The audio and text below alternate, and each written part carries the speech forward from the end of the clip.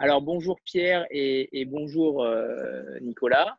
Merci beaucoup de votre temps. On est samedi matin et je sais que c'est pas forcément un horaire idéal, mais on va faire du mieux possible. Euh, donc merci à vous. Et Pierre, on va commencer déjà par toi pour la présentation de la maison. Est-ce que tu peux nous en dire davantage déjà pour ceux qui ne connaîtraient pas, mais je pense qu'ils sont peu nombreux. Est-ce que tu peux nous dire déjà l'historique et comment tu as déniché aussi Nicolas Jaillet? Et ben, moi, j'ai travaillé auparavant en librairie, dans l'édition. Et puis, à 40 ans, j'ai fait ma crise d'adolescence. J'avais envie de lire des livres, enfin, de publier des livres que j'aurais envie de lire. Donc, j'ai commencé très modestement tout seul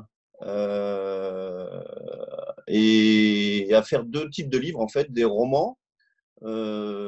Plutôt au début du roman noir, de la littérature dite de genre, des thrillers, des romans noirs, et puis l'autre partie de ce que j'ai dit, c'est des documents, des livres de photos, voilà.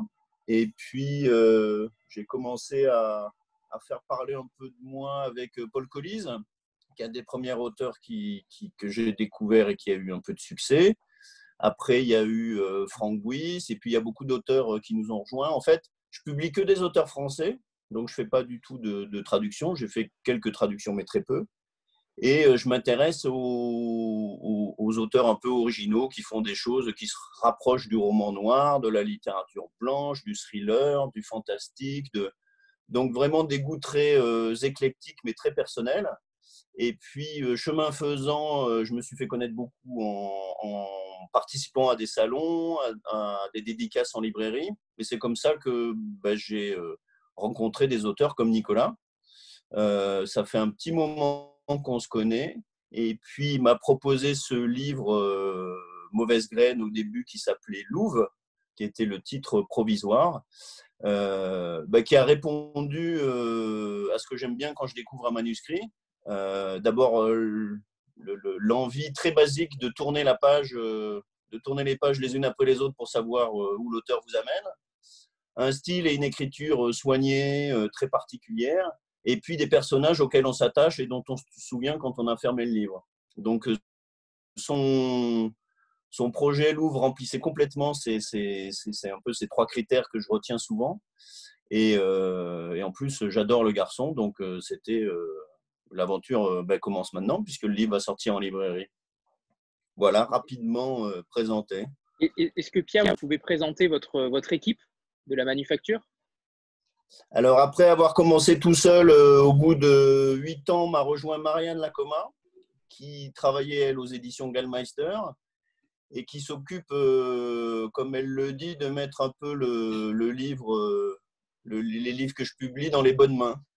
Elle s'occupe de toute la partie commercialisation, promotion, l'identité graphique de la maison et la communication. Nous, on travaille beaucoup avec les libraires indépendants. Donc, c'est vrai que comme on a des auteurs français, on essaye de les faire voyager pas mal auprès des libraires, de les amener dans les salons, de leur faire rencontrer leurs lecteurs.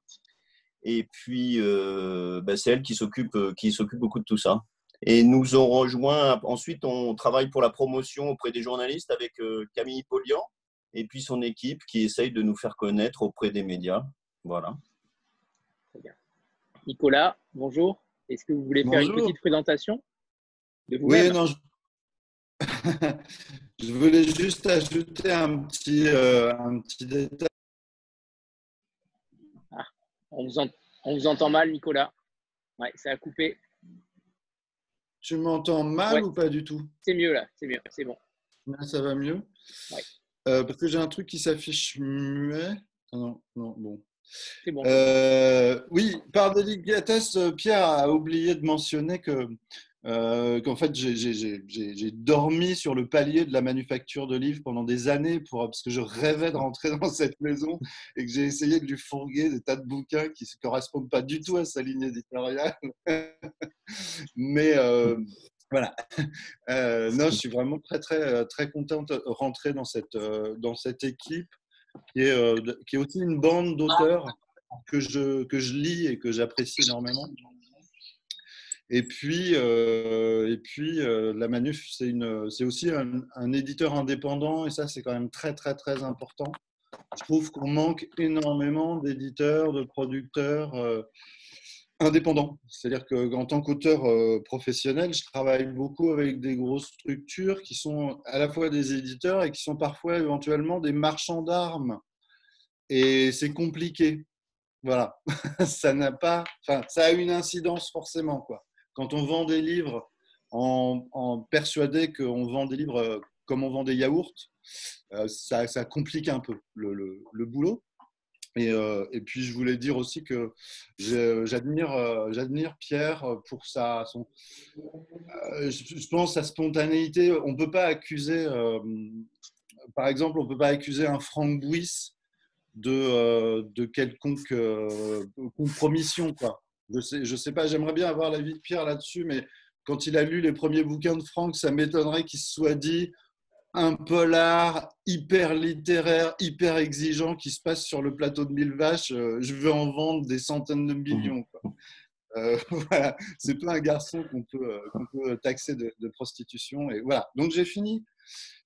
Donc, Mon petit passage sur la Manu.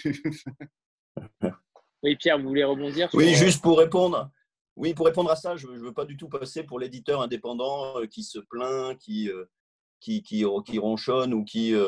Moi, j'ai travaillé auparavant dans des grosses maisons d'édition et je connais leurs contraintes. Et c'est vrai que moi, j'ai une chance inouïe, c'est d'être tout petit, au contraire. Donc, moi, je ne me pose pas la question de savoir si un livre va marcher ou pas, parce que tout simplement, personne n'a réussi aujourd'hui à régler cette question. De Harry Potter jusqu'à d'autres titres aujourd'hui, les éditeurs, quand ils les ont lancés, ils n'étaient pas du tout sûrs que ça allait marcher, hein. Donc, moi, ce que je fais, c'est que je publie les choses en le faisant, en publiant ce qui me plaît. J'essaye effectivement, comme je le disais tout à l'heure, de mettre le livre dans les bonnes mains et en espérant qu'il y ait le plus de mains possible. Mais je ne me désespère pas en disant « Oh là là, ce livre, j'en ai vendu 300 exemplaires, je ne vais plus du tout travailler avec cet auteur ». Donc, ce qui fait paradoxalement un luxe d'être un éditeur indépendant. Alors, on est très peu nombreux, on n'est pas milliardaire, mais on peut faire des choses un peu originales et prendre un peu plus de risques qu'une grosse maison qui doit absolument vendre des best-sellers à tout crin. Et finalement, maintenant, on a de plus en plus de livres qui marchent pas mal. On a eu Franck Bouis, on a Benoît Sévrac, qui est passé à la grande librairie il n'y a pas longtemps et qui a aussi un beau succès. Et on est content de voir Benoît, qui était un petit auteur régional, devenir maintenant un auteur avec un large public. Ça fait effectivement super plaisir. Donc, on est ravis de faire ce qu'on fait. Nicolas, est-ce que vous voulez présenter surtout votre parcours, parce que vous avez quand même pas mal de casquettes, hein, ce que je comprends. Ouais, mon premier métier, c'était comédien de théâtre. Et j'ai commencé l'écriture en faisant du théâtre jeune public, notamment. Là, c'est une école que je revendique très fort. On aime bien dire, les gens qui pratiquent le théâtre jeune public aiment bien dire, parce que ça les valorise, aiment bien dire que c'est un public difficile. C'est pas vrai. Les enfants, c'est pas un public difficile, mais c'est des spectateurs qui sont immédiats, qui renvoient immédiatement une réponse très claire. Et ça, le fait d'écrire des textes pour ce public-là, ça a été une usine, un enseignement extrêmement rapide, extrêmement vivifiant et voilà, et formidable. Et par la suite, j'ai monté une autre structure qui était plus, qui était destinée aux adultes, mais on voulait aussi, même en vieillesse, s'adresser à des spectateurs qui n'étaient pas forcément des habitués du théâtre, des gens qui venaient pas au théâtre par politesse et qui n'allaient pas forcément écouter poliment le spectacle. Vous savez, Dario Fo disait qu'en Italie, ils ont le meilleur public du monde parce que le public de théâtre en Italie, un spectateur de théâtre en Italie, s'il n'aime pas ce qu'il voit sur scène, il se lève, il insulte les acteurs, il insulte les autres spectateurs et il se barre en essayant de faire le plus de bazar possible. Et Dario Fo dit, ça c'est merveilleux, c'est un cadeau. formidable parce que ça nous apprend, c'est une école d'exigence. Et donc, on a joué partout. Au départ, on voulait trouver un équivalent du rock'n'roll au théâtre. Et je crois qu'on a trouvé, parce qu'on justement, on jouait pour des publics qui n'étaient pas du tout. C'était un peu comme l'ambiance comme dans les Blues Brothers, vous savez, quand ils arrivent dans le bar texan, là, et puis ils disent ça sert à quoi le grillage, et puis tu vas voir. Et, et voilà. Donc on a fait ça, et puis après, j'ai fait beaucoup de théâtre forain. Et ça, c'était une expérience aussi formidable. Et pendant 7-8 ans, j'ai habité dans un camion. Après, j'ai habité dans une caravane, mais j'ai jamais manqué d'espace. Et puis, on avait ce luxe fabuleux de vivre directement de nos recettes propres, quoi. Et tu volais des poules? On nous donnait des poules. Et non, par contre, j'avais le camion des manouches, j'avais le vieux Mercedes carré là, et avec l'avant carré. Et quand je croisais des manouches sur la route, ils nous prenaient pour. Voilà, ils nous demandaient de quelle famille on était. Et les flics aussi nous prenaient pour des manouches, c'était un peu plus compliqué. Et voilà, donc j'ai fait ça 7-8 ans, et puis après j'ai compris que j'exigeais quand même beaucoup de la troupe et que moi bon, voilà, j'étais dans mon univers, ça me convenait vraiment bien. Mais j'ai eu des enfants, j'ai fait ce choix bizarre de les scolariser.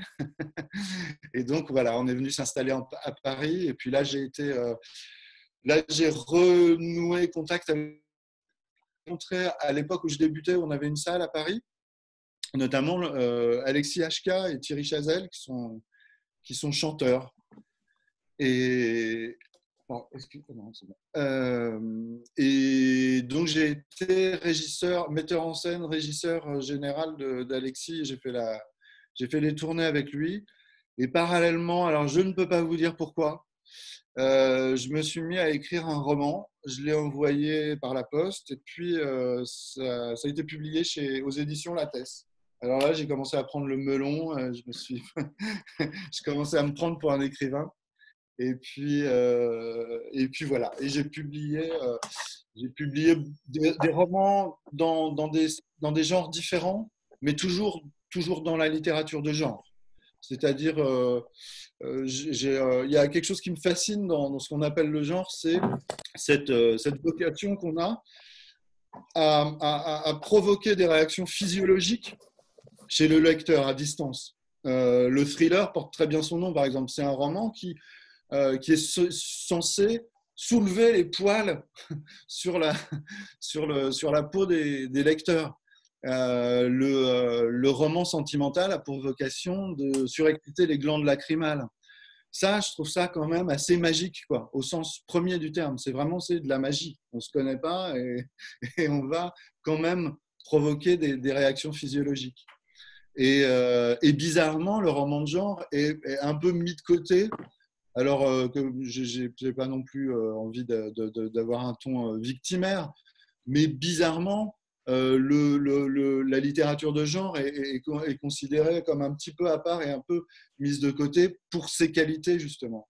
C'était Jean-Bernard Pouille qui disait oui, on méprise la littérature captivante en disant ça n'est que de la littérature captivante, mais c'est un boulot, quoi. Et il y a cet aspect-là aussi. Il y a l'aspect artisanal, il y a l'aspect. Il y a de la magie, il y a du mystère, mais il y a des règles aussi. Et voilà.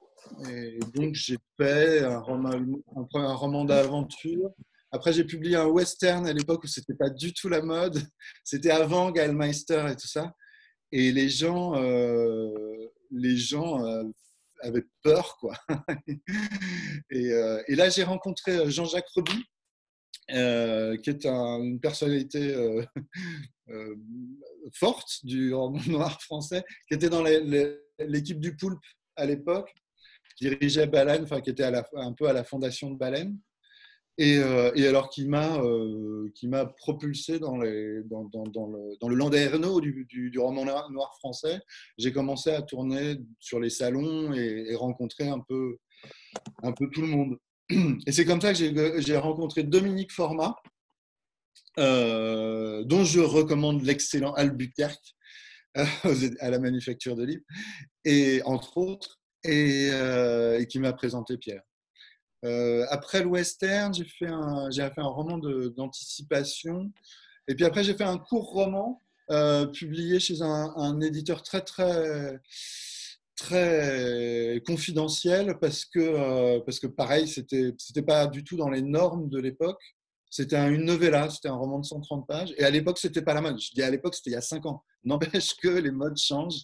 Et on me disait non, ça va pas, c'est trop court, il faut changer de format et tout ça.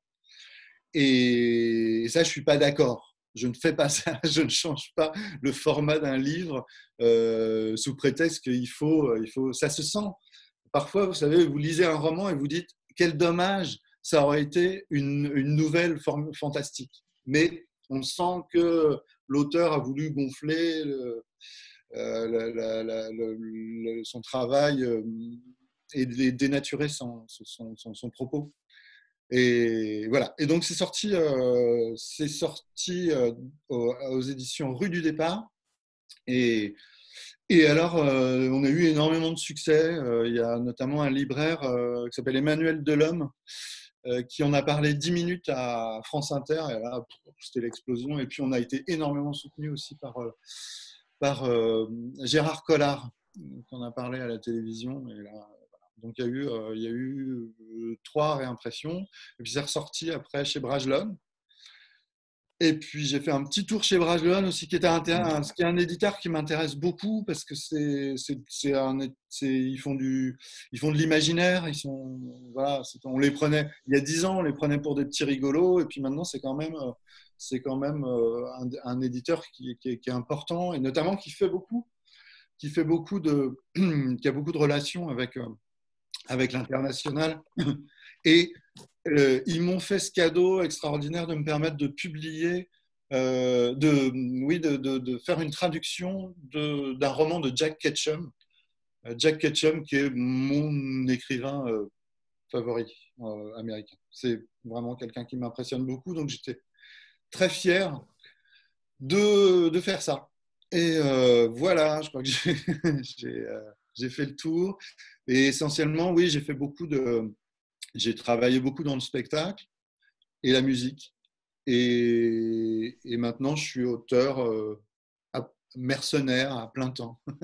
Et puis, de temps en temps, j'ai des projets personnels. Voilà. Et Mauvaise Graine en est un. Pardon ? Allez-y, Nicolas, allez-y, pardon. Non, j'ai fini. Pierre, est-ce qu'on peut faire le pitch de Mauvaise Graine ? Oui, c'est un peu difficile parce qu'il faut s'arrêter à temps. Oui, c'est ça. Mais déjà, rien que le début. Tout à l'heure, Nicolas vous a dit qu'il m'avait envoyé des manuscrits auparavant. Je m'en souviens d'un qui était vraiment de ce qu'on appelle la chick lit, de la littérature sentimentale, pour jeunes contemporaine.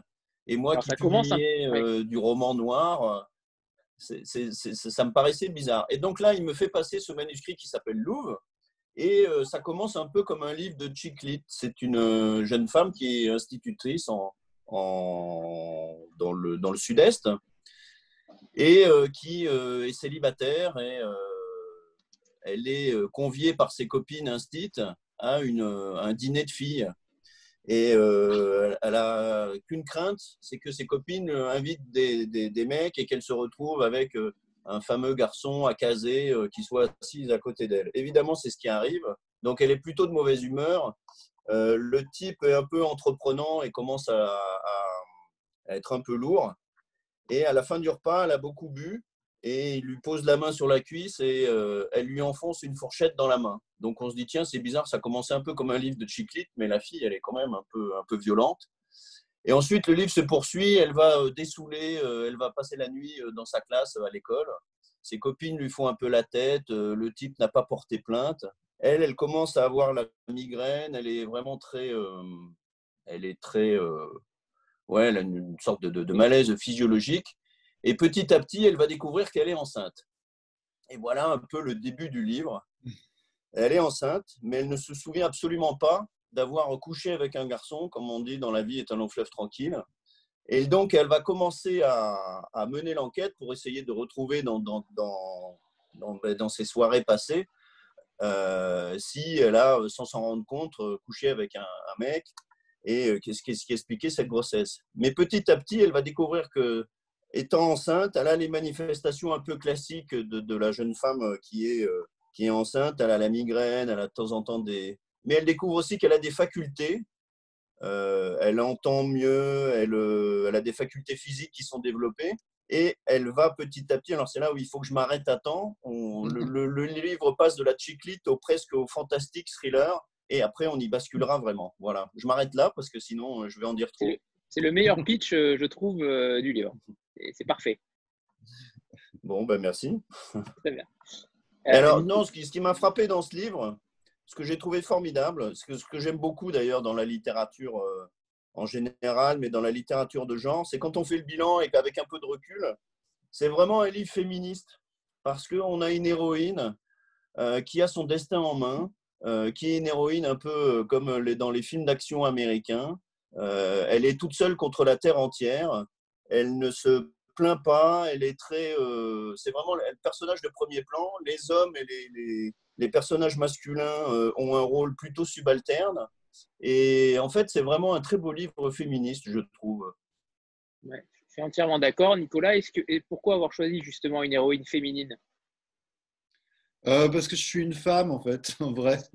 On est deux. Non, c'est-à-dire que je me méfie un petit peu du féminisme, enfin, je me méfie un peu des mots en isme en général. J'étais très, très militant quand j'étais petit, et puis en vieillissant, j'ai de moins en moins de convictions, et c'est un petit peu, c'est de plus en plus difficile d'être iste quelque chose. Il se trouve que je n'ai que des héroïnes, en fait. Chaque fois que je me lance dans un récit, c'est une femme. Et je pense que c'est pas forcément du militantisme, c'est que simplement j'ai plus de facilité à me projeter dans une femme. Euh, voilà. Je pense, vous savez, on a un âge mental, on a un âge physiologique et un âge mental, et je pense qu'on a un sexe mental. Je pense que mon sexe mental ne correspond pas à mon sexe physiologique. Il y a un autre problème, enfin, c'est pas un problème, mais il y a une autre explication, c'est que je sais que je vais passer beaucoup, beaucoup de temps avec ce personnage. C'est des années de préparation, vraiment. Et en tant qu'hétérosexuel masculin, je pense préférer passer plus de temps avec une femme. Donc, voilà. Je dois être Gwyn. Livia, c'est à toi, après ces deux phrases magiques qui resteront dans la mémoire. C'est parfait, comment dire. Donc, rebonjour. Moi, je voulais juste voir, par rapport à cette histoire un petit peu loufoque, quel a été l'élément déclencheur, l'élément clé qui vous a fait, qui a fait germer cette idée dans votre esprit? Est-ce que c'est la lecture d'un article, une discussion entre amis, vous avez croisé quelqu'un dans la rue et voilà, qu'est-ce qui a fait que vous ayez eu cette idée-là pour cette histoire-là? Vous faites bien de poser la question parce il est temps de rendre à César. En fait, c'est une idée originale de Dominique Format, justement, qui est un ami. Et alors, Dominique a cette particularité il a passé beaucoup de temps aux États-Unis. Il a réalisé cet exploit quand même en tant que petit Français de réaliser un film à Los Angeles avec Jeff Bridges, qui est un très très bon film, scène de crime, et un vrai thriller alors là pour le coup à la Tarantino. C'est sorti à la même époque et c'est très proche de Reservoir Dogs dans l'esprit. Et donc Dominique est de cette école anglo-saxonne où on joue beaucoup au ping-pong chaque fois qu'on se voit. Il me parle de ses projets, je lui parle des miens. Et il n'y a aucune espèce de pudeur, on n'a pas peur de se piquer les idées les uns aux autres. Ce que j'ai fait là d'ailleurs, parce que c'était un projet qu'il avait développé quand il était aux États-Unis. Et puis il y avait un problème, enfin il y avait un truc donc l'idée, c'était ça. C'était cette jeune femme qui est enceinte et qui ne sait pas d'où ça peut venir. Et puis après, cette conversation nous avait amené à des solutions qui n'étaient pas très porteuses en termes de narration. Donc j'ai commencé à bifurquer à partir de ce moment-là. Donc au moment où Pierre arrivait dans son pitch, donc voilà, je ne vais pas vous dire de quoi il s'agit, mais il manquait vraiment un rebondissement. Et a démarré comme ça, mais c'est vraiment c'est un grand soulagement, c'est très agréable de travailler sur l'idée d'un autre en fait, parce que ça vous soulage d'une responsabilité. Et puis vous pouvez imaginer derrière après des choses qui n'étaient pas forcément cohérentes de son côté et qui le deviennent après du vôtre. Oui, c'est ça. Ça n'empêche pas la liberté. Il n'y a non, il y a aucun problème. Et puis je savais qu'avec Dominique, de toute façon, ça allait bien se passer. Il n'allait pas me faire de chantage affectif sur mais qu'est-ce que tu as fait de mon œuvre? Voilà, on n'est pas comme ça tous les deux. On n'a pas ce genre de relation. Donc, c'était très agréable. Et puis, ça me permettait, ouais, justement, aussi ce que je voulais travailler un petit peu à l'inverse de ce que j'ai toujours fait. J'ai toujours écrit des livres, j'allais dire maîtrisés, mais enfin ce serait prétentieux.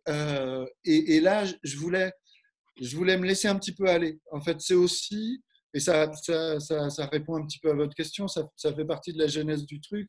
C'était un exercice d'admiration de Stephen King.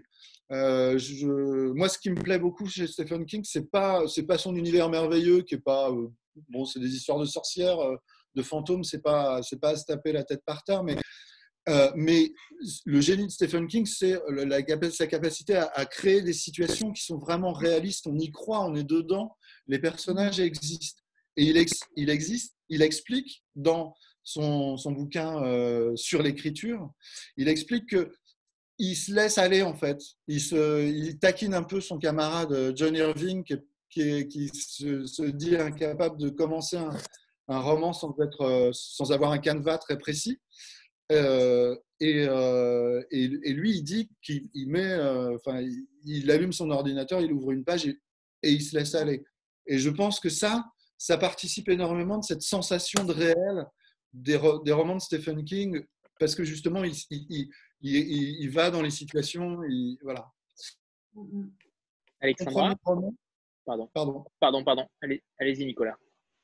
Et c'est la première fois que j'ai écrit un roman comme ça, et dans lequel, si vous voulez, j'ai pas de justification pour scène après scène. Vous pouvez prendre un passage au hasard et me dire mais à quoi ça sert, et peut-être que je vous dirais ah ben là je sais pas, c'était comme ça m'est venu comme ça, il y a un peu comme ça. Et le résultat, c'est qu'en fait, j'ai eu un trac fou au moment de la sortie du livre. J'ai retrouvé des sensations que j'avais jamais, que j'avais au théâtre énormément le jour de la première. Et voilà. Et donc, et là, c'est le premier livre que je sors et qui me fait très peur. Mais il paraît que c'est bon signe. Alexandra? Merci. Oui. Rebonjour à tous. Ma question va d'abord s'adresser à Nicolas, puis ensuite à Pierre. Ça concernait le titre, en fait. Pourquoi ce premier titre, donc Louve, et pourquoi avoir décidé de le changer? Alors, sans bien sûr trop révéler de l'intrigue, peut-être que c'est pas facile, mais voilà, ça m'intrigue ce changement. Changement, parce qu'au niveau de la consonance, c'est pas du tout pareil. Louve et mauvaise graine, on n'est pas du tout sur le même. Alors, je peux peut-être répondre parce que c'est ma faute, si je puis dire. C'est que j'avais publié il y a 4 ou 5 ans un roman de Marie Van Moor qui s'appelle Petite Louve, qui est une histoire complètement différente entre une mère avec une mère et une petite fille, qui est le personnage de la petite louve. Donc, ça faisait un peu beaucoup de louve pour la maison. Et c'était moins explicite. Donc, on a cherché avec Nicolas beaucoup de titres. Et puis, c'est lui qui a trouvé Mauvaise Graine. Et en fait, sans dévoiler l'intrigue, comme vous le savez, donc on vous l'a dit, l'héroïne est enceinte, donc la petite graine, et qui aboutit à des conséquences fantastiques dans sa vie. Donc voilà, on a trouvé ce titre que je trouve fort à propos. Enfin, j'espère qu'il plaît à Nicolas aussi. Ah, on n'entend plus Nicolas. Nicolas? En fait, on a une malédiction. Ma connexion Internet est instable. Voilà, À c'est chaque bon. fois, c'est les C'est bon. auteurs qu'on n'entend pas. Oui. C'est bon, Nicolas, oui, on vous entend. C'est Ouais, drôle. t'es là. C'est bon. Non, on ne vous entend pas, Nicolas. Non. Alors, je laisse Taël poser sa question en attendant. C'est pas au Canada pourtant. Oui, bonjour. Alors bon, en fait, moi, la question était plutôt pour Nicolas, mais Pierre pourra peut-être répondre. Je voulais savoir si l'idée de départ, c'était un livre ou un scénario, et si vous envisagiez une adaptation, parce que je trouve que l'écriture est assez cinématographique et se prêterait bien à une adaptation ciné, quoi. Alors, comme vous l'a dit Nicolas, c'est en discutant avec Dominique Format, qui lui vient du cinéma, il dit que c'est une idée de Dominique, mais c'est lui qui a beaucoup développé cette idée de femme enceinte qui cherche l'origine de sa grossesse et la dimension un peu fantastique. Et alors, précisément, l'an dernier, on a à la Manufacture de Livres, maintenant, il y a une jeune femme qui s'appelle Kinga Virgikovska et qui s'occupe de tous les droits audiovisuels. Et il y avait un programme d'aide du ministère de la Culture pour aller présenter des thrillers français à Hollywood, aux producteurs américains. Et donc, on a eu la chance, alors ça explique aussi le changement de titre, puisque sur les 10 romans français qui ont été sélectionnés, il y avait Petite Louve, dont je vous parlais tout à l'heure, et on avait Le Louve qui est devenu Mauvaise Graine de Nicolas Jaillet. Et il a été présenté au mois de novembre à des producteurs américains. Alors, il y a Amazon Prime qui a été très intéressé, mais ils ont eux-mêmes déjà un feuilleton de ce que les Américains appellent le Ghost Pregnancy Movie, le film qui parle de la grossesse inconnue. Donc, les Américains, ils connaissent déjà. Et ils étaient effectivement intéressés. Donc, oui, c'est dans notre culture de toute cette à la fois littérature, cinéma, série américaine. Donc, on espère bien que ça fera un formidable film d'action qui se déroule en France. On pense à plein de choses comme ça. Alors bon, on y va avec humilité et beaucoup de modestie, mais sans complexe, parce qu'on pense que ça ferait effectivement une super série ou un super film. Alors, avant que Nicolas ne réagisse, la discussion s'arrête dans 2 minutes, mais on revient. Il suffit juste de se reconnecter. Pas de souci sur ça. Nicolas, vous voulez revenir sur le titre? Si la connexion marche. Non, c'est rigolo parce que c'est exactement le genre de situation que j'adore. Dans ma mémoire, c'est une idée de Pierre, mais ça me plaît beaucoup, j'aime beaucoup. Mais j'adore ce moment, ça peut arriver, c'est des sensations qu'on peut avoir de temps en temps, mais c'est assez rare et c'est difficile. Dans le cas d'une écriture à 4 mains, par exemple, qui fonctionne, c'est le moment où on est persuadé que c'est l'autre qui a eu l'idée, alors que on ne sait plus. Je crois vraiment que c'est toi. C'est le gros problème du plagiat. Comment? C'est le gros problème lors d'un plagiat. Voilà. Et en ce qui concerne l'écriture cinématographique, je m'inscris très très clairement dans l'école comportementale. Vous savez, le comportementalisme en littérature, ça consiste à ne jamais, par exemple, ne pas dire qu'un personnage est ému, mais essayer de transcrire le plus possible par des gestes. Au lieu de dire il est troublé, on va dire il prend sa tasse de café, il en renverse un peu. C'est-à-dire, ça veut dire que ça laisse le spectateur comprendre tout seul que sa main tremble, et si sa main tremble, ça veut dire qu'il est troublé. Donc voilà. Et ça produit effectivement une littérature qui est exactement celle du cinéma. Et l'écriture scénaristique, j'en ai fait un petit peu aussi, c'est extrêmement jouissif parce que c'est tout ce que j'aime dans l'écriture, c'est-à-dire des actes, les uns après les autres, et pratiquement pas de description. Et voilà. Et donc, c'est très intéressant d'écrire des scénarios.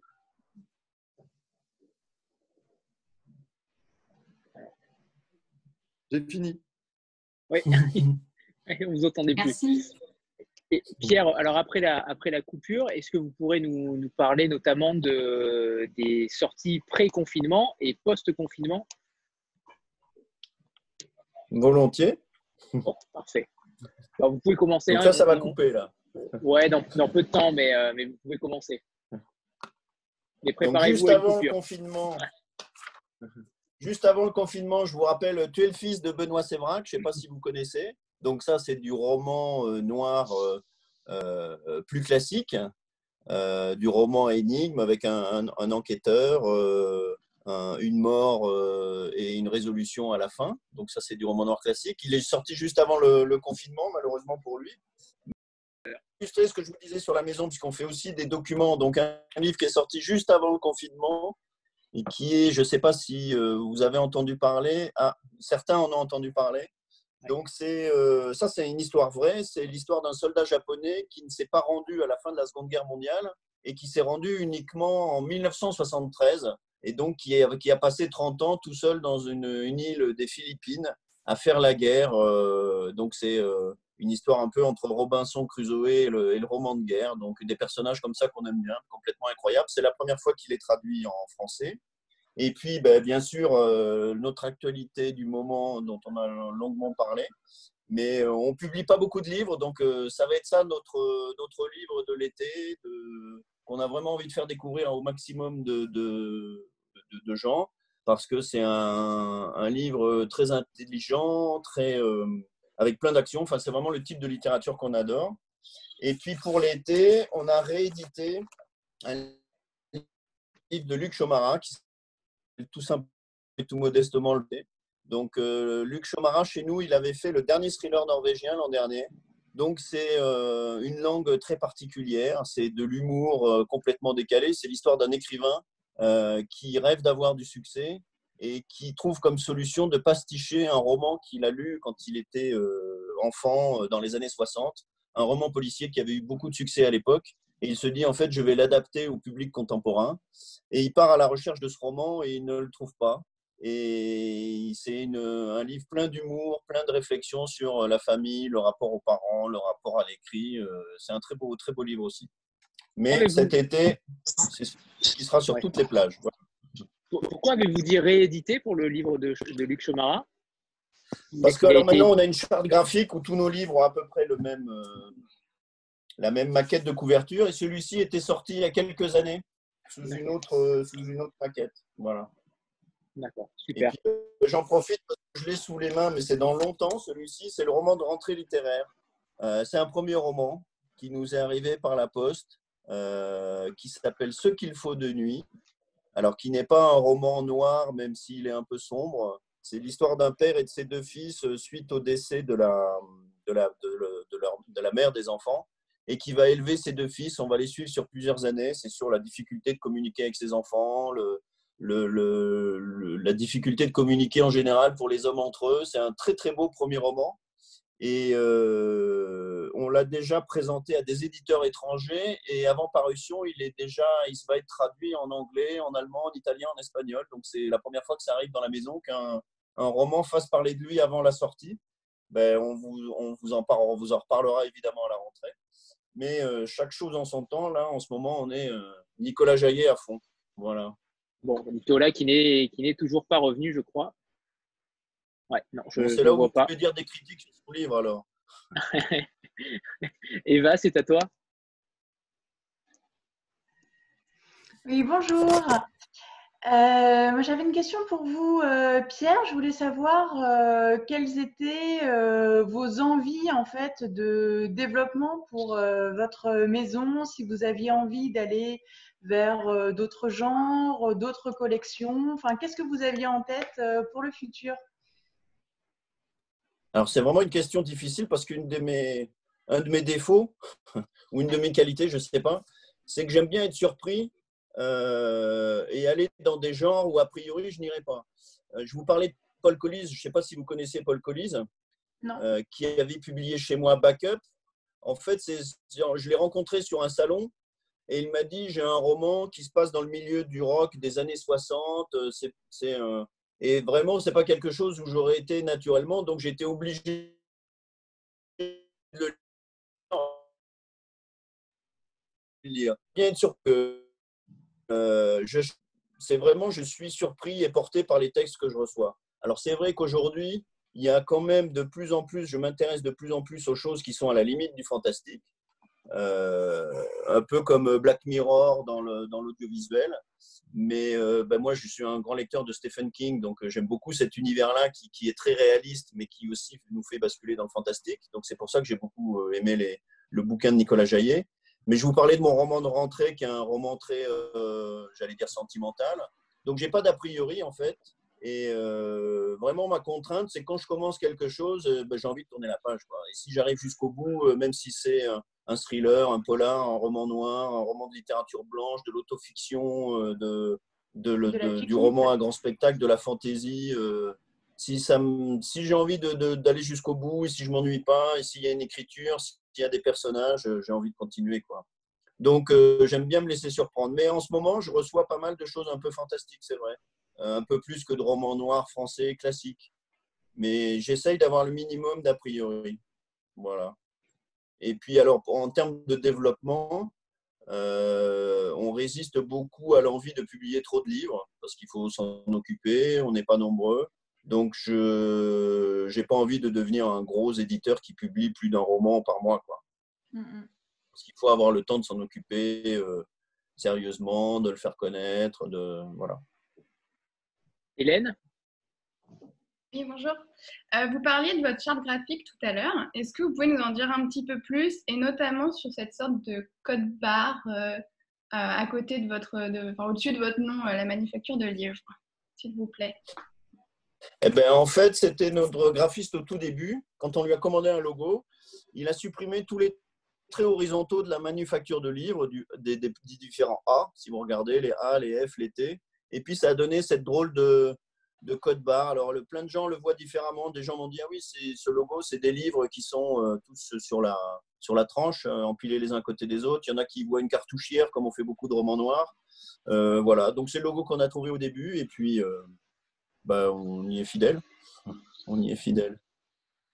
Et la volonté sur la couverture, d'avoir une sorte de décalage au milieu, oui, c'est toujours pour indiquer qu'à chaque fois, on essaye de faire des choses, ça fait un peu prétentieux, mais un peu différentes de ce qu'on peut trouver habituellement, d'en avoir un petit ton un peu décalé, ou comme je vous parlais du polar de l'été de Luc Chomara, qui n'est pas vraiment un polar, d'avoir toujours ce petit décalage, ce roman de Nicolas Jaillet, Mauvaise graine, qui n'est pas vraiment de la chick-lit, qui n'est pas vraiment du roman fantastique, enfin, de faire des choses un peu particulières, un peu originales. Et puis le graphiste a essayé de manifester ça en décalant un peu l'image et en la décadrant à chaque fois. Donc ça a donné cette charte. Merci. Marie-Cie? Oui, bonjour. Moi, j'avais aussi une question pour Pierre. En fait, j'aurais aimé savoir si c'est pas difficile de trouver justement ces livres qui sont originaux et décalés, ou alors si au contraire vous recevez énormément de manuscrits et en fait vous êtes obligé peut-être des fois à contre-cœur d'en mettre certains de côté parce que justement vous limitez le nombre de publications. Oui, ça devient de plus en plus le cas en fait. J'en reçois de plus en plus et c'est souvent un crève-cœur de dire non à quelqu'un. On y va vraiment sur les romans pour lesquels on a le coup de cœur le plus. On a toujours peur qu'ils partent chez un autre éditeur ouais. et qu'ils aient du succès ailleurs. Et puis on sait que c'est dur d'écrire un roman et de voir de pas être publié. Donc, je pense qu'en ce moment, alors plus en ce moment avec les histoires de confinement, la crise qu'il y a eu en librairie, les libraires sont surchargés de nouveautés. Donc, on essaye vraiment de défendre très peu de livres et de n'en publier pas beaucoup. Donc, j'espère que la qualité va s'en ressentir du coup, puisqu'il y a quand même beaucoup de gens qui écrivent et parfois des choses. Alors, on reçoit beaucoup de manuscrits qui sont très stéréotypés ou mais parfois, on tombe sur des petites perles, quoi. Mais le fonctionnement est toujours le même. je crois qu'il est pareil dans les autres maisons d'édition, c'est que vraiment le roman de rentrée auquel on croit beaucoup, qui est déjà traduit, dont je vous parlais, je l'ai reçu comme ça par la poste et il est arrivé de manière complètement anonyme et complètement avec la tonne de manuscrits qu'on reçoit tous les jours, quoi.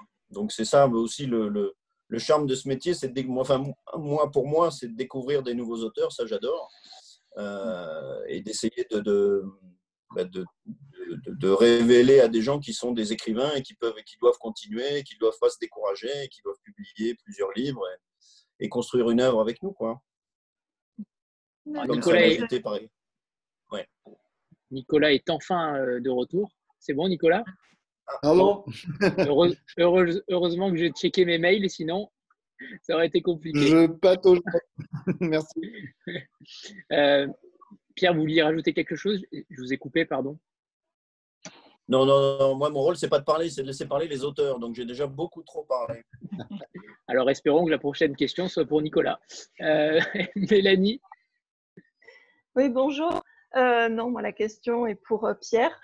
Je voulais revenir sur le nom de votre maison d'édition, La Manufacture.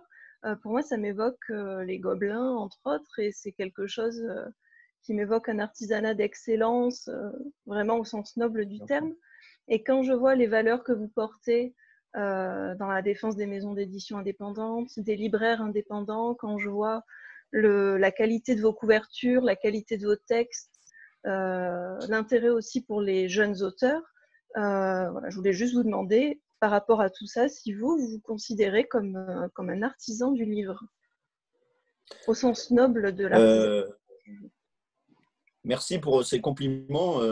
L'écran ne le manifeste pas, mais je rougis.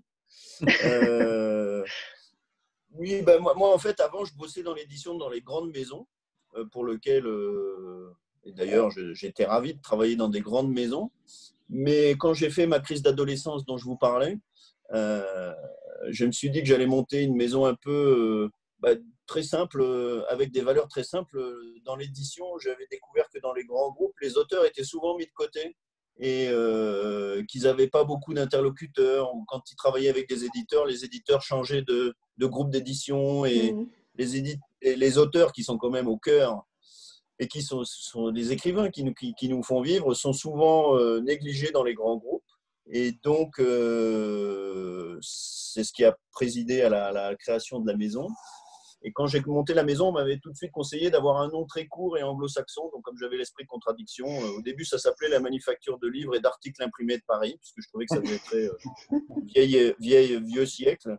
Et donc, j'ai gardé cette dimension, oui, où tous les écrivains, enfin Nicolas pourrait le dire, mais ils peuvent m'appeler, ils savent que c'est moi l'interlocuteur. Avec Marianne, on est une toute petite structure, on est un artisan, mais comme il y a beaucoup maintenant dans tous les secteurs d'activité, quoi, on fait de l'édition raisonnée. On fait un peu du bio. Donc, ils savent que moi, je serai là, qu'ils ne vont pas changer d'interlocuteur. Et cette dimension artisanale, et on essaye d'être sincère dans notre démarche vis-à-vis d'eux, vis-à-vis des lecteurs, vis-à-vis des libraires. Et je crois que les gens y sont sensibles, mais comme dans beaucoup de secteurs d'activité, j'ai l'impression aujourd'hui qu'on a un peu marre des choses un peu anonymisées qu'il y a dans la consommation contemporaine. Marie-Caroline? Merci. Bonjour, ma question est pour Pierre. Bonjour Pierre. Je voulais savoir quel est le plus grand défi pour une maison d'édition indépendante en dehors de sa survie, bien évidemment. Je crois que c'est de grossir. Enfin, c'est de grossir, puisque on me dit que c'est pas possible de rester indépendant en se développant, en fait. Donc, c'est un peu ça le paradoxe. C'est qu'au fur et à mesure qu'on a du succès, je crois que le plus grand défi, c'est de garder, d'être raisonnable et de faire attention à ne pas se penser comme un génie, quoi. Et puis, c'est de rester à cette taille-là, de pas avoir trop envie de publier trop de livres. C'est ça le plus difficile, parce qu'on a beaucoup, je vous dis, je reçois beaucoup de manuscrits et des fois on dirait on ferait bien ça, j'ai envie de faire des choses très différentes, j'ai jamais fait de jeunesse, ça me plairait de faire de la jeunesse, j'adore la bande dessinée, je me dis pourquoi je fais pas de la bande dessinée, mais il faut résister à ces tentations, je pense. Parce que c'est dangereux pour vous ou je ne sais pas trop pourquoi. Parce que plus on se développe, plus on nécessite de moyens, plus ça nécessite de moyens, pardon. Et moi, je peux continuer à publier des livres qui ne trouvent pas leur public au sens économique, c'est-à-dire j'ai des auteurs qui publient à 500, 1000 exemplaires, alors que dans une maison de taille plus importante, je ne pourrais pas continuer de publier des livres où je sais que je ne vais pas en vendre minimum 3000, 4000, 5000 parce que j'ai des salariés, tant de salariés, des bureaux luxueux, un train de vie qui nécessite que je fasse des best-sellers. Et c'est un secteur d'activité où c'est très, très difficile de… À chaque fois que vous lancez un livre, en fait, c'est des méthodes artisanales, mais aussi qui obéissent à des logiques commerciales et économiques. Mais vous ne savez jamais quel sera le résultat. Je vous citais Harry Potter au début. Quand J.K. Rowling a publié son premier roman, personne n'avait anticipé que ça aurait un tel succès. Donc, c'est déjà personne ne l'a publié. C'est qu'on ne sait pas du tout, de quoi demain sera fait. Et je préfère rester avec cette taille-là et pouvoir faire des choses un peu différentes et me dire, bon, ben, ce livre n'a pas connu le succès, c'est pas très grave, plutôt qu'être obligé de chercher absolument le best-seller qui fasse 10 000, 15 000, 100 000 exemplaires. Parce que ça, c'est difficile et puis je pense que je perdrai ce qui fait l'identité de la maison. Alors, merci beaucoup. Je reviens sur Nicolas qui est toujours là, c'est bon? Oui, il est là. C'est là. Oui. Dans votre roman, vous avez une écriture assez rythmée, clairement. Et on voit qu'il y a beaucoup de sauts de ligne, on sent que voilà, ça virevolte un peu dans tous les sens. C'est bourré d'humour. Qu'est-ce qui vous a permis d'écrire sur ce style-là? Est-ce que c'est dans votre passé de théâtral? Comment ça se fait que ce soit une écriture qui ne ressemble à aucune autre au final, hein? Merci, ça ne se voit pas, mais je rougis. En fait, on est un peu toujours dans la dialectique bizarre, les Français contre les Anglo-Saxons. Vous savez, c'est comme dans la chanson de Mathieu Chédid. Ça sera jamais mieux que les Ricains. Ça sera jamais aussi bien que les Ricains. En fait, c'est un peu faux, ça. Et il y a une tradition. Enfin, ouais, il y a toute une génération d'auteurs français qui sont comportementalistes, qui sont très vivants, et qui m'ont énormément influencé. Je pense à Sébastien Japrisot, par exemple, que je trouve vraiment formidable. Un auteur qui est un petit peu oublié, mais voilà, Patrick Cauvin, Claude Klotz, Barjavel. Pierre Boulle, enfin, il y a cette forme d'écriture, ouais, effectivement assez libre. Pour répondre plus exactement à votre question, je pense que les auteurs qui m'influencent, c'est les livres que j'aime bien lire, moi. C'est les livres qui vous donnent la sensation. Vous lisez et vous dites, ah la vache, on peut faire ça. En fait, on a le droit de faire ça. Vous voyez ce que je veux dire? C'est ça l'expérience de la liberté. C'est tant que ça marche, tant que ça produit une sensation, on a le droit de poser une règle et puis la casser. Et le problème, c'est de trouver le bon moment de le faire. On peut tout faire, on peut tout essayer tant que ça marche. Et je pense que ça effectivement, ça participe du travail du plaisir de l'écriture. Effectivement, c'est important. Et le rythme, vous avez mis le doigt sur la question fondamentale, le rythme et la musique. En fait, il y a des chercheurs, des neurologues qui ont mis en évidence récemment le fait que quand on lit silencieusement un texte, le cerveau produit en fait tout le travail nécessaire à la phonation. Et en fait, c'est innervé plus tard. C'est-à-dire que votre cerveau, quand vous lisez bouche fermée en silence, vous faites tout le travail qu'il faut pour parler le texte, pour le dire à haute voix. Et donc, c'est de la musique. Donc, si vous lisez un texte et que ça serait un texte difficile à vos souhaits, difficile à prononcer, à articuler, le plaisir de lecture va être moindre. Donc, le fameux gueuloir de Flaubert, Flaubert en a fait tout un mythe parce qu'il a su mieux que personne se mettre en scène lui-même en tant qu'écrivain et tout ça. Mais le gueuloir, c'est le b.a.-ba, c'est la base. Je pense que tous les auteurs, tous les artisans sérieux de l'écriture passent par l'oralité. C'est fondamental. À noter d'ailleurs sur ce que vous dites sur la neurologie, qu'en lisant un livre audio et un livre papier, c'est aussi comment dire, ça utilise différentes zones de cerveau. Donc oui, vous avez totalement raison, je pense, sur cette différence de musicalité. Ouais. Ah, on a perdu Nicolas. Non, bon. je vous écoutais. Et le rythme, c'est pas la régularité. Il ne faut pas confondre la pulsation et le rythme. En général, quand vous parlez de rythme aux gens, ils vous disent « Ah oui, métronome ». Mais en fait, le métronome, c'est exactement l'outil inverse. Le métronome, c'est l'outil qui vous permet de vous placer très précisément sur une pulsation régulière. Le rythme, c'est le changement de pulsation. Le rythme, c'est le mouvement. C'est créer la surprise.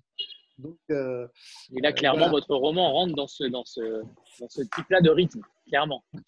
On ne s'ennuie jamais. Jamais. C'est le but du jeu. Merci. Fabrice? Oui, bonjour. Alors moi, je voulais m'adresser à Pierre pour ce livre-là dont il a évoqué tout à l'heure un petit peu le résumé. Vous m'entendez ou pas? Vous m'entendez bien? Oui, très bien. Parce que je voyais que Anthony fronçait les sourcils. Oui, on ne t'entendait pas énormément. Un petit épi ou je sais pas. Bon. Non. Alors, donc ce livre, il est sorti donc au Japon presque aussitôt après la libération du fameux soldat qui est resté 30 ans sur une île, alors qu'on lui envoyait des tracts pour lui dire que la guerre était finie, on lui envoyait des coupures de journaux. C'est incroyable, c'est une histoire absolument incroyable. Donc pendant 30 ans, il est resté là, il attendait juste un ordre de son supérieur hiérarchique. Alors moi, ça m'a fait plutôt penser au désert des Tartares. Pardon. Ouais. Et je voulais savoir pourquoi il a fallu autant de temps pour qu'il soit édité en France, et pourquoi vous avez fait ce choix, vous, de l'éditer, puisque ça fait 35 ans, je crois, qu'il est sorti au Japon. Qu'est-ce qui a fait que vous êtes tombé dessus et pourquoi vous l'avez publié? En fait, j'ai publié il y a 2 ans un auteur français qui s'appelle Sébastien Reiser. C'est lui qui traduit au Japon. Oui. Je crois que c'est lui qui traduit de ce livre. 3 minutes, 7 secondes, c'est ça? Voilà, c'est ça. Ouais. Et c'est en discutant avec lui, on parlait du Japon, je lui parlais des questions sur la vie au Japon. Et on parlait du nationalisme japonais, enfin bref. Et puis il m'a dit, tu te souviens de cette histoire de soldats japonais? Moi, j'avais entendu parler de ça quand j'étais gamin, au début des années 70.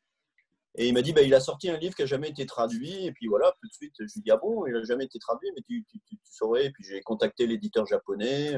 Donc j'ai acheté les droits. On a fait la traduction avec Sébastien Reiser. Et puis voilà. Donc c'est un peu ce que je vous disais, c'est quand je ne me suis pas posé la question de savoir si ça allait passionner des centaines et des centaines de gens, mais juste de pouvoir publier ce livre. Et puis je trouvais que cette histoire était incroyable. J'en avais entendu parler et puis je me suis lancé, Voilà. Ça m'a passionné, moi, hier soir, parce que j'ai fini tard dans la nuit, parce que je savais que vous voyez ce matin. Et franchement, de penser que c'est une histoire vraie, c'est absolument fascinant. Parce que alors moi, c'est ce que j'aime beaucoup dans toute ma partie non romanesque, c'est des histoires qui sont complètement incroyables, en fait. Et dont on dirait un romancier… c'est pas possible, on n'y croirait pas. Un scénario pareil, personne n'y croira, Donc ça, c'est vrai. Il y a sa famille qui va il y a des personnes de sa famille qui vont sur l'île, qui lui envoient des messages audio pour lui dire mais arrête, tu peux rentrer, mais il n'y croit pas, il pense que c'est les Américains qui manipulent, enfin c'est absolument incroyable. Et ça, en fiction, les gens, ils n'y croient pas. Donc là, c'est tout l'intérêt des histoires vraies. Moi, j'aime beaucoup ces personnages très romanesques, en fait, dont j'écris dont je publie les histoires vraies. Merci. Céline? Oui, bonjour. Moi, j'ai une question qui va s'adresser à vous deux parce que déjà, je trouve que vous formez un duo qui a l'air hyper complice, en tout cas qui est très agréable à écouter ce matin. Donc, je suis ravie de passer cette matinée avec vous.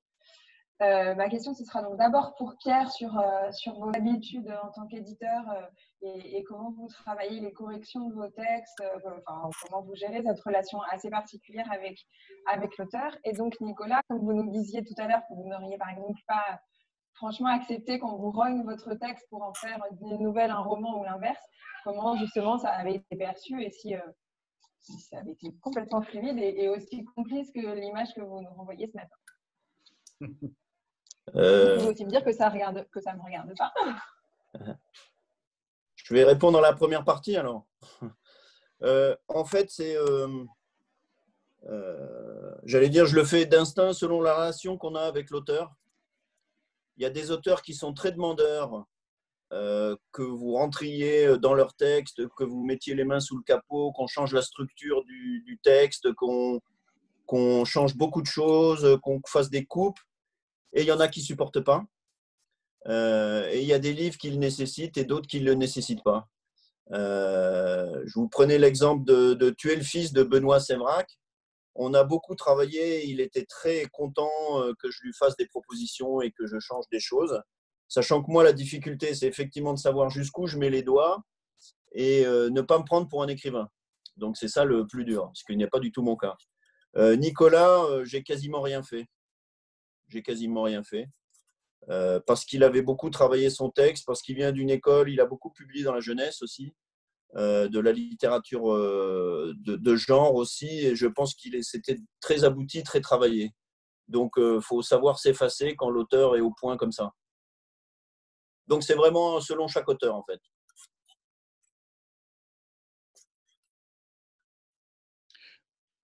C'est à moi?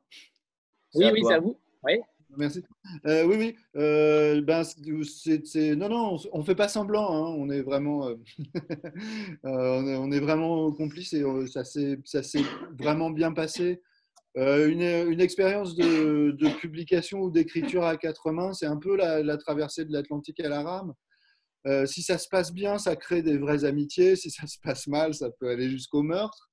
Le cauchemar. J'ai bien fait alors. Le cauchemar de l'auteur, c'est la vue de l'esprit. Quand vous tombez sur un éditeur qui vous parle un langage que vous ne comprenez pas, là, vous êtes complètement coincé. Vous rentrez dans une spirale mentale. C'est Barton Fink. Je ne sais pas si vous voyez ce film des frères Cohen qui raconte comment des grands écrivains, je crois que c'est Faulkner qui est visé par le film, des grands écrivains américains s'échouent lamentablement sur Hollywood parce qu'ils tombent sur des gens qui, un jour, vous arrivez, vous êtes la 8e merveille du monde, le lendemain, vous êtes un dépôt d'ordures. Et voilà, il y a plein de gens qui se compliquent la vie. Et j'avais beaucoup de facilité à travailler avec, par exemple, Jean-Jacques Reboux, parce que c'est un auteur aussi. Et donc, on avait l'habitude de parler de façon assez simple, quoi. S'il tombait sur un passage, il me disait là, je trouve ça pas terrible, refais-le. Et puis voilà, je le refaisais. En général, j'étais d'accord. Enfin, souvent il y a des évidences, quoi. Si ce que vous renvoie l'éditeur, ça vous parle, c'est parfait. Faut l'écouter et puis vous êtes plus fort. Ça vous conforte dans une. Il y a eu une première version qui était qui était quand même un petit peu branlante, et puis on s'est dit très vite avec Pierre, on est tombé d'accord sur les personnages secondaires, par exemple. Il fallait quand même faire quelques petits aménagements pour que les personnages secondaires, que le lecteur accepte la présence des personnages secondaires et qu'il accepte qu'éventuellement ils s'effacent au profit du récit, etc. Vous voyez des choses très techniques comme ça. Et en fait, Pierre n'est pas auteur lui-même, mais il a les qualités de l'éditeur-auteur. C'est-à-dire qu'il ne s'embarrasse pas, il ne perd pas son temps à chercher des arguments. Et puis surtout, il n'est pas critique. Il n'est pas critique littéraire. C'est un autre métier. C'est très bien hein, d'être critique. Sans vous, nous ne saurions rien. Mais c'est un autre métier. On n'est pas là pour ça. Quand vous discutez avec un éditeur et qui produit un discours d'analyse littéraire sur votre texte, c'est un peu, c'est pas le problème. On est là pour résoudre la question comment ça marche, pourquoi ça marche pas, en quoi ça peut mieux marcher.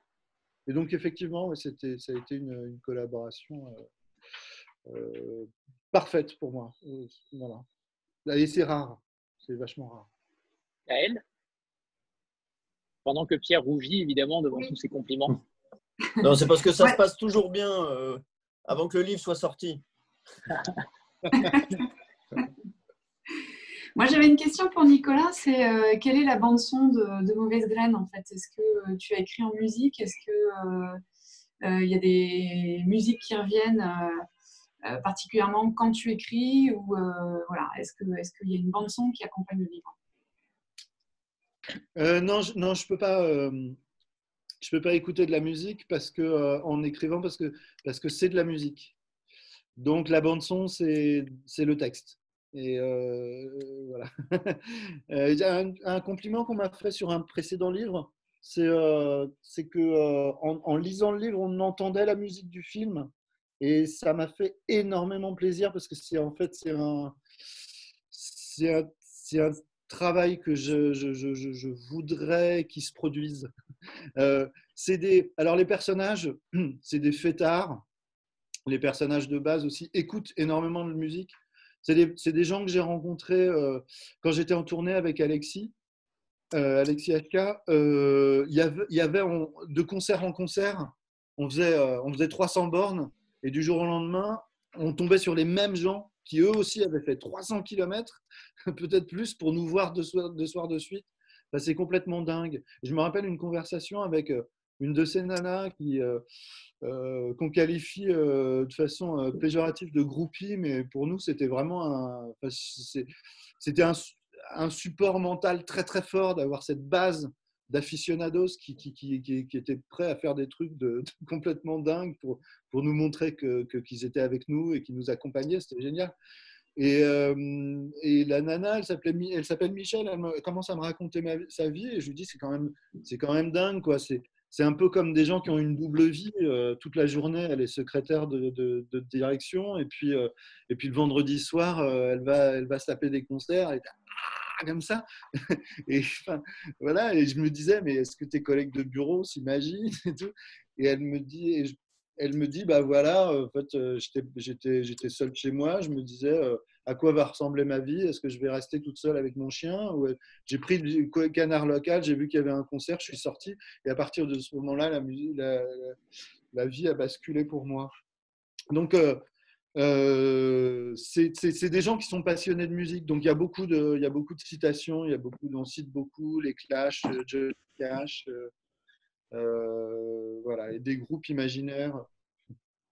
Mais j'ai un peu le rêve d'écrire un jour sur la musique la musique le rock à Paris dans les années 80. Ce qu'on appelait le rock alternatif. À l'époque, je trouvais ça un peu rigolo, enfin absurde comme nom de mouvement. Ça n'avait pas tellement de sens. Puis après, je me suis bien rendu compte ce que ça voulait dire, quoi. Faire de la musique en dehors des circuits des majors, etc. Et ce mouvement post-punk français qui était quand même assez vivifiant, la Mano Negra, les Têtes Raides, tout ça, voilà. Merci. J'ai répondu? Oui. Digresse. On a l'inspiration quand même, quoi. Merci. Et, alors, le roman est qualifié de roman entre Kill Bill et Bridget Jones. Est-ce que ce sont vos références ou pas du tout? Kill Bill, c'est quand même assez fort, et c'est vrai que c'est assez ressemblant. Kill Bill, c'est pour l'héroïne. Ouais. Kill Bill, c'est pour l'héroïne qui est seule contre la terre entière. Donc, c'est les héros et les héroïnes que moi j'aime bien dans la littérature de genre. Et puis, Bridget Jones, c'est un petit clin d'œil à la chiclite et à ce côté qui peut passer superficiel et qui est beaucoup plus profond que ça. Et parce que le roman parle aussi beaucoup de relations entre les hommes et les femmes, de l'indépendance, et il y a beaucoup de sentiments dans un roman qui est aussi parfois fantastique et où il y a de l'action à la Kill Bill. Donc c'est vrai, c'est formidable. Nicolas? Ouais, je partage la fascination de Tarantino pour ces personnages féminins. Et en ce qui concerne la référence à Bridget Jones, c'est j'ai voulu aussi qu'il y a un ton un peu prime sautier. C'est quelqu'un qui est. On a beaucoup accès à la pensée intérieure du personnage. C'est quasiment du discours indirect libre en permanence. C'est-à-dire que c'est une fausse narration. C'est une narration à la troisième personne, mais en fait, le vrai narrateur, c'est l'héroïne elle-même. Et j'ai voulu j'ai essayé de lui prêter le plus d'esprit possible. Et parce que je trouve que c'est un effet de réel qui marche très bien sur moi, en tout cas. C'est quand les personnages sont plongés dans des situations extraordinaires ou d'une violence extrême, ou ils disent des trucs drôles, ou ils disent pas oh, c'est horrible. J'ai l'impression que quand on est vraiment confronté à des situations de crise intense, on ne dit pas oh mon Dieu, on fait une blague, je sais pas, on a des pensées incongrues, un peu bizarres. Et il y a toujours cette voix décalée par rapport à ce qu'elle vit, qui est absolument affreux. Et voilà.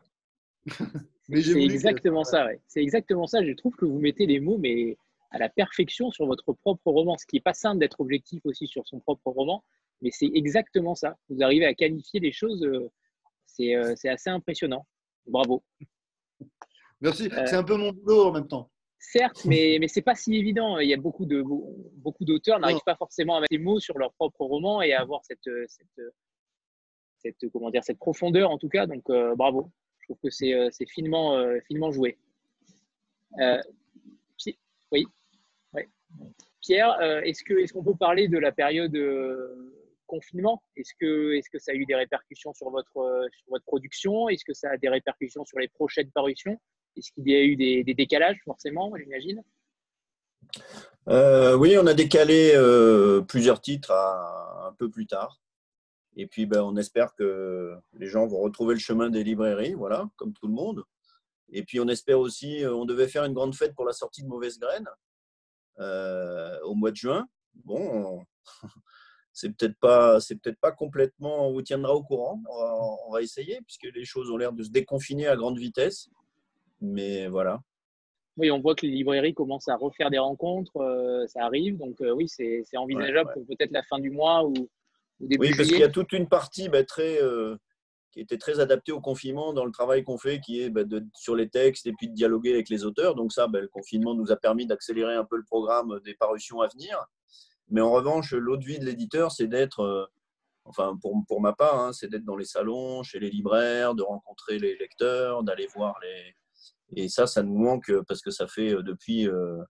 on a déjà raté Quai du Polar, le Salon du Livre de Paris. Donc oui, ça fait beaucoup de manifestations qu'on a ratées, quoi.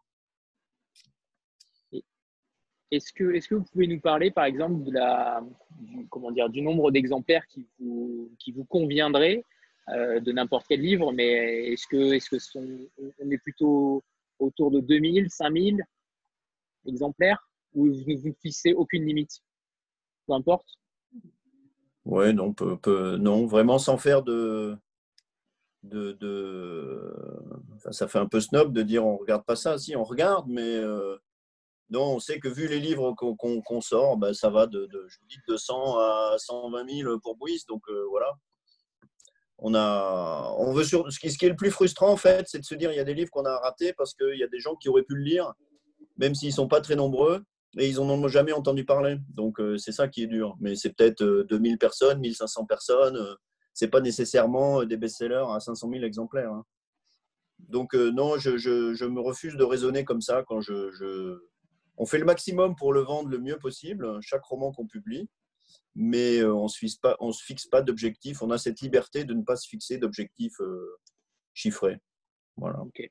Alors, moi, j'avais une question pour Pierre on a parlé des couvertures, on a parlé du choix graphique. Est-ce que vous êtes attaché à un imprimeur en particulier, à un choix de papier en particulier? Est-ce que c'est quelque chose à quoi vous portez de l'attention? Comme on a démarré avec des imprimeurs qui nous ont soutenus parce qu'on n'avait pas de sous, et donc on les payait quand on en avait, maintenant qu'on a un peu plus de sous, on leur est fidèle en fait. Voilà. Mais puis surtout, c'est surtout que le livre soit bien fabriqué, soit assez beau et soit agréable pour tout le monde. Mais on est resté loyaux aux imprimeurs avec lesquels on a démarré en fait. Hélène? Oui, je voulais rebondir sur votre question, enfin sur votre, ce que vous disiez là juste avant que ça coupe. Vous disiez qu'il y a certains livres qui n'ont pas trouvé le public, enfin vous auriez aimé qu'ils rencontrent plus de public que ça, vous étiez peut-être un petit peu déçu de la portée qu'ils ont pu avoir. Est-ce que vous avez quelques titres voilà, que vous aimeriez éventuellement nous recommander, que vous aimeriez, enfin, voilà, pour remettre sur le devant de la scène? Alors en fait, je suis déçu quand c'est moi qui me suis trompé en fait.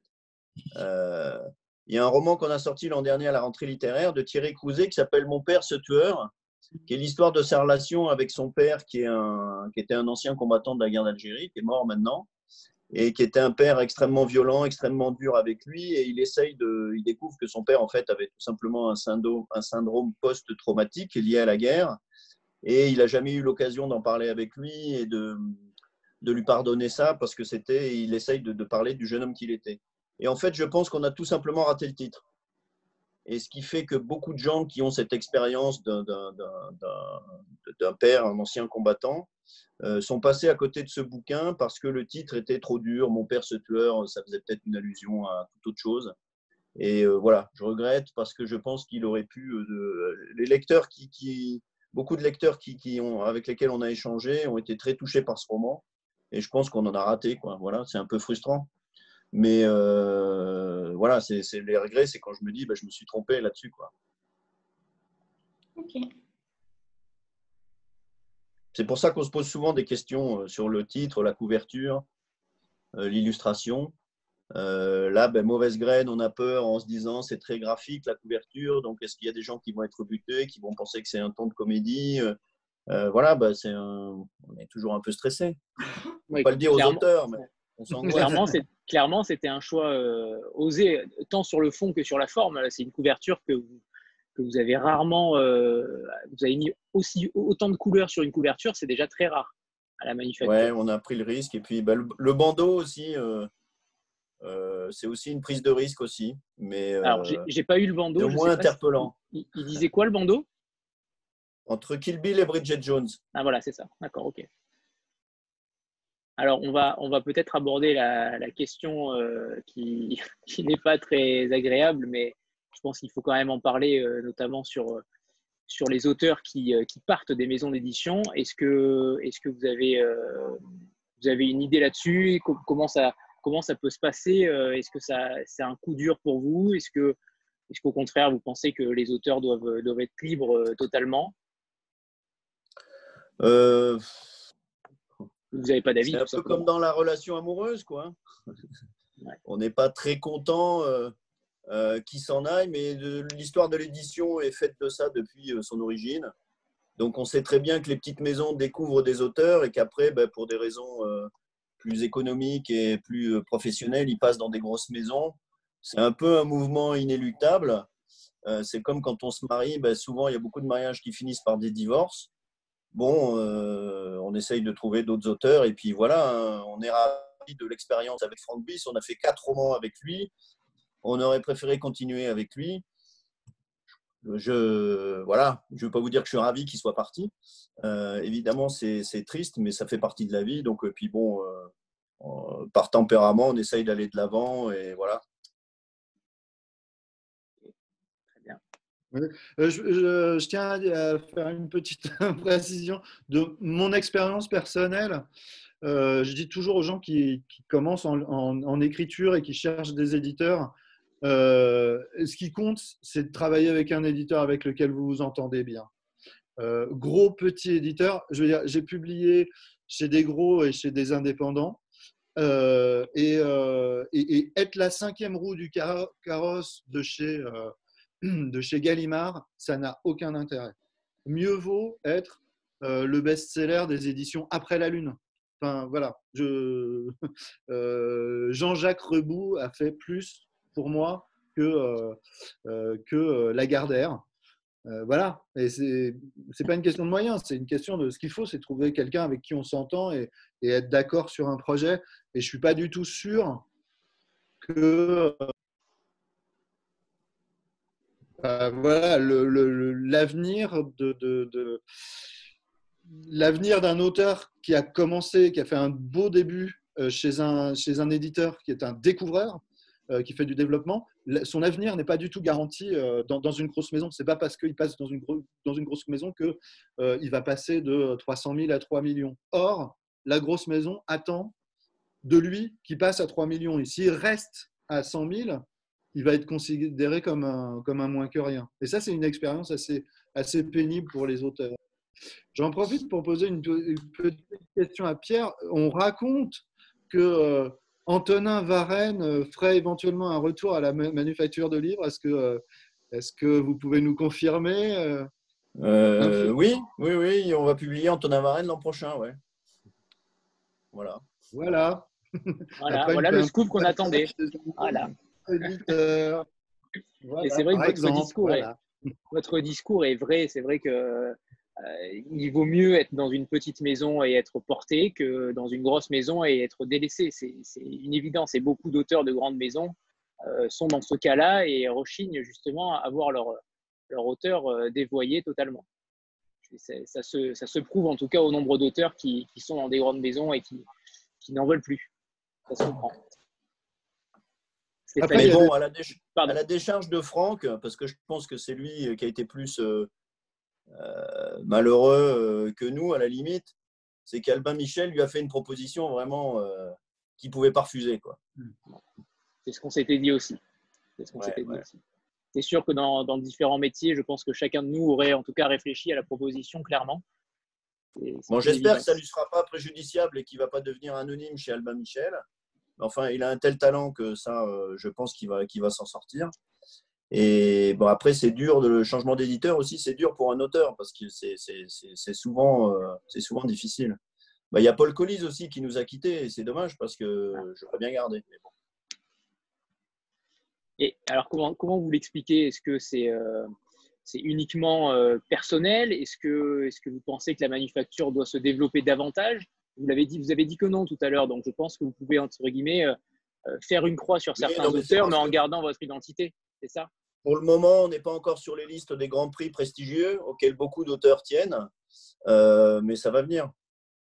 Quand on sera sur les listes du féminin ou du prix Médicis, voilà. Parce que souvent, le discours des grosses maisons, c'est de dire aux petits auteurs, c'est dommage que tu sois chez un petit éditeur parce que tu n'auras jamais des grands prix, la reconnaissance de la critique, des choses comme ça. Donc, bon. Après, les auteurs, ils ont une telle fragilité, c'est difficile d'écrire un livre, et puis ils n'ont pas beaucoup de temps. Eux, ils en sortent qu'un par an, au maximum, un tous les 2 ans. Et donc, il y a quand même une envie de reconnaissance, une envie de postérité. Donc, je comprends qu'on ait envie d'aller signer chez Gallimard ou chez Grasset ou chez Albin Michel. C'est quand même des très belles maisons. Donc, Stéphanie?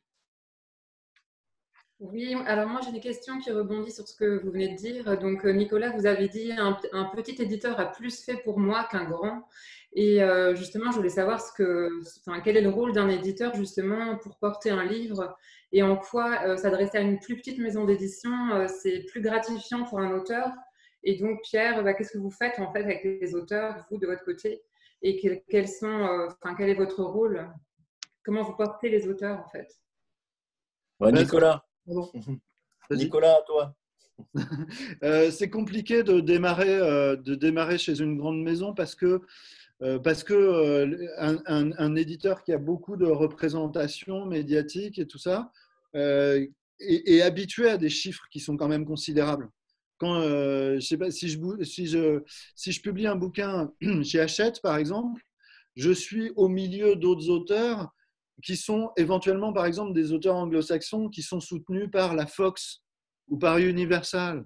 Donc, et moi, je suis censé tout seul avec mon vélo, je suis censé rivaliser, être au même niveau. Et si j'arrive pas tout seul à vendre autant de bouquins que ces mecs-là, voilà, je serais évalué à cette aune-là. Donc, il y a ça, cette loi des chiffres qui est assez violente.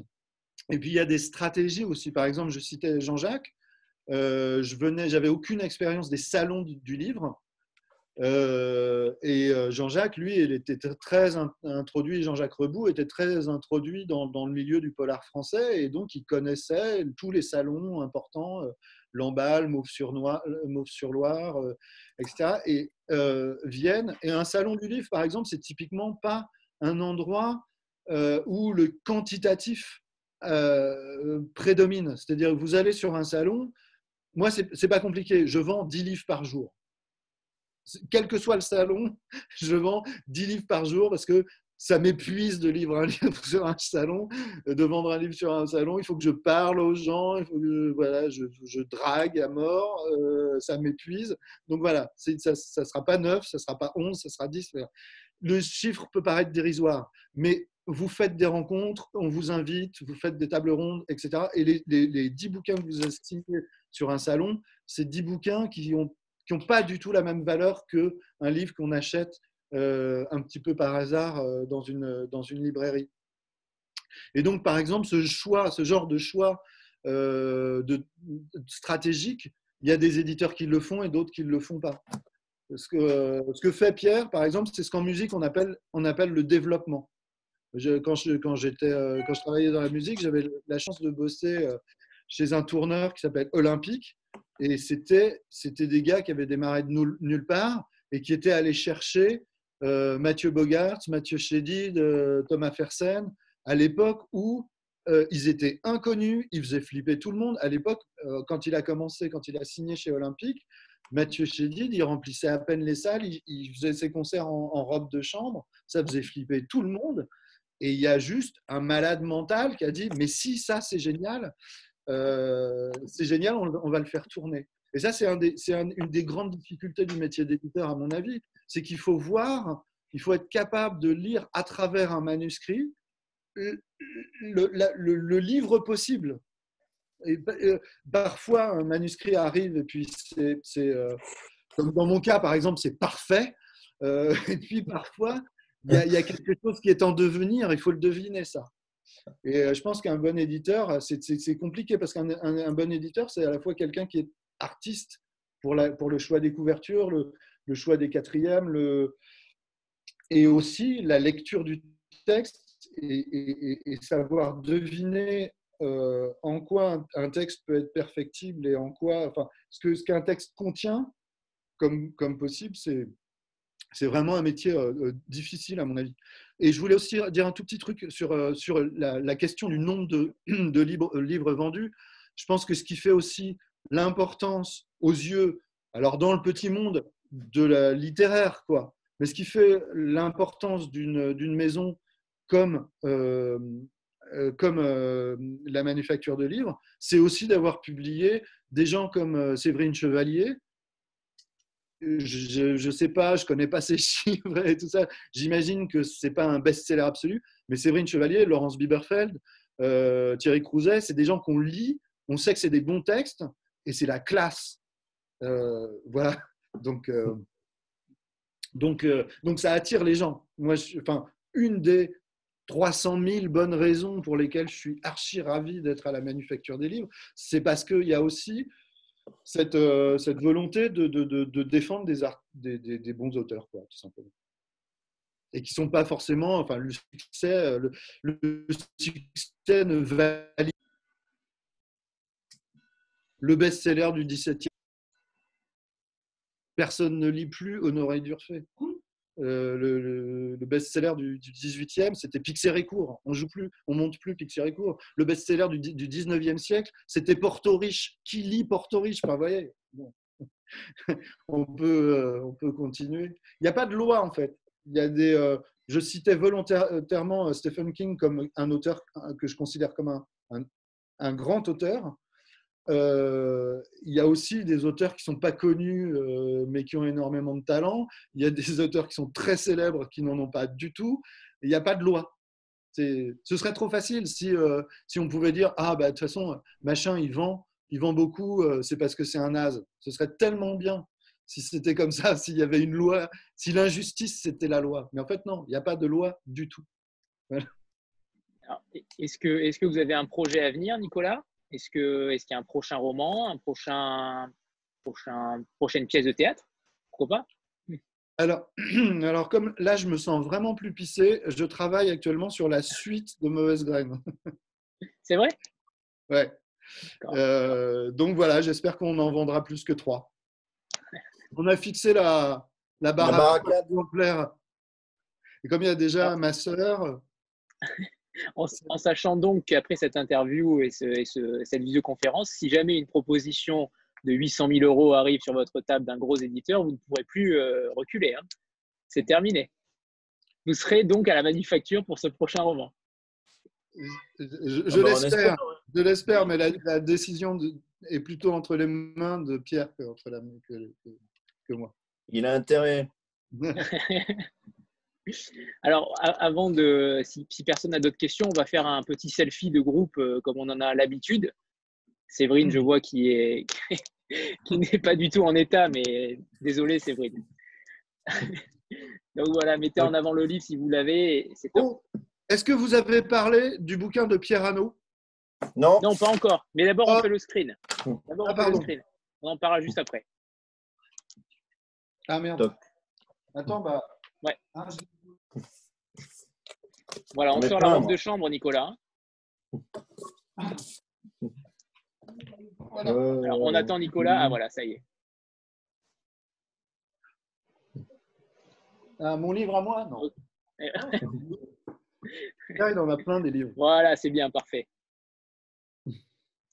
Allez, super. C'est bon. C'est bon. Donc oui, on peut revenir sur le roman dont vous parliez? Au vagabond, l'immensité. Déjà, rien que le titre. Ouais. C'est génial. Et puis, le bouquin est très, très fort, très épuré, dans un style qui est à la limite du synopsis. Mais il y a toute une panoplie de personnages. Vous savez, c'est le genre de bouquin qui fait un peu peur au début. Voilà. C'est de qui, pardon, l'auteur? On n'a pas entendu. Pierre Hannot. Pierre Hannot, H-A-O-N-T, qui est un ancien de la série noire, lui. D'accord. Et on peut faire le pitch de ce roman? Ouais. Et alors, oui, ça se passe en… Peut-être Pierre le fera mieux que moi. Non, vas-y. Ça se passe pendant la guerre d'Algérie et il y a tout. Vous savez, la guerre d'Algérie, c'est un sujet assez tabou dans les milieux de gauche. Il y a des choses qu'on a le droit de dire sur la guerre d'Algérie et des choses qu'on n'a pas le droit de dire. Or, c'est une guerre, c'est une situation compliquée. Il faut donner la parole à tout le monde. Et donc, il y a le FLN, le MNA, c'est-à-dire la dissidence du FLN, les anciens paras, qui sont souvent des anciens résistants, qui se sont trouvés dans la nasse de Dien Bien Phu, qui se sont sentis trahis, qui se retrouvent en Algérie, qui se sentent retrahis et qui débarquent en France. Et voilà. Et il y a des gentils et des méchants partout, et des personnages complexes. Et vous voyez, c'est le genre de roman qu'on dit choral, avec plein de personnages. Au début, ça fait toujours un petit peu peur. Vous vous dites, est-ce que je vais réussir à tenir? Et en fait, il arrive à vous visser tous les personnages dans le cerveau. Vous les oubliez pas. On est ravis de les voir ressurgir régulièrement. Et voilà, et c'est très, très beau. Bravo. Vous faites un duo, c'est vrai, un duo très théâtral. Hein. C'est vrai que c'est surprenant. Stéphanie?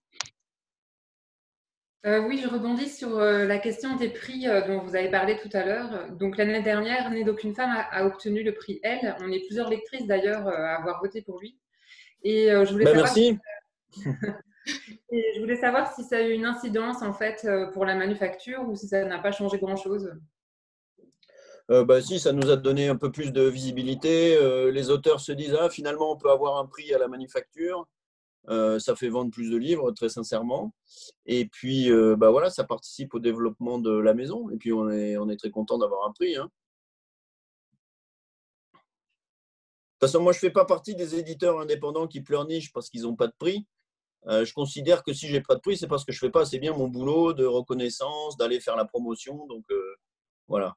Donc, vous avez des noms d'éditeurs qui pleurnichent ou pas pour nous?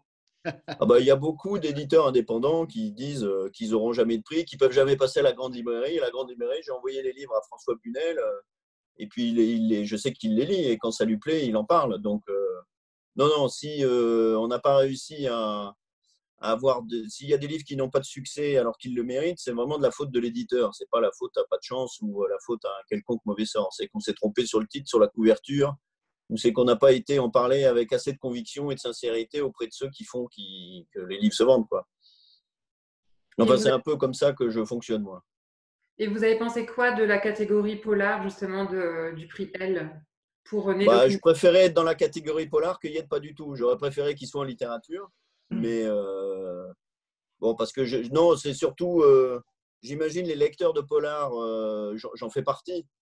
Né d'aucune femme, c'est tout sauf un polar. Donc, ils ont pu être frustrés et déçus. Mais bon, ça a apporté de la visibilité. Il a le prix L, je suis ravi. Est-ce qu'on peut parler du côté historique? C'est vrai que vous faites souvent des polars qui se passent dans le passé, qui évoquent des thématiques comme là, on vient de le dire avec l'Algérie. C'est un choix de votre part. Est-ce que vous avez un passé d'historien refoulé?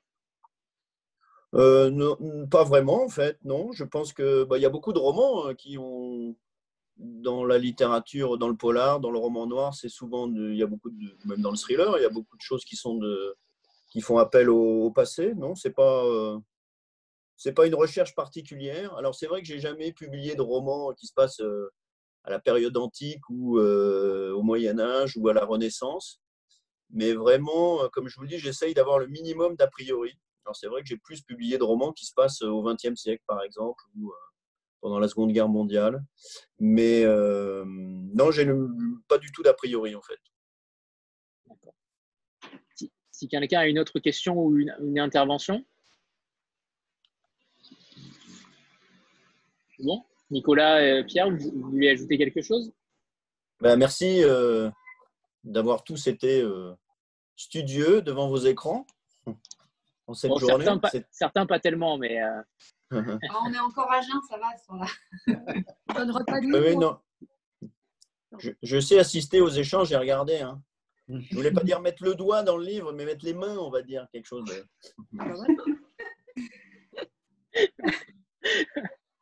Bon, ben voilà, on est grillé. Et alors, on rappelle la date de sortie de Mauvaise Graine, 11 juin. Ouais, c'est la semaine prochaine, ça. Ah ouais. Oui, c'est ça, c'est jeudi prochain, je crois. C'est ça? Exactement. Voilà.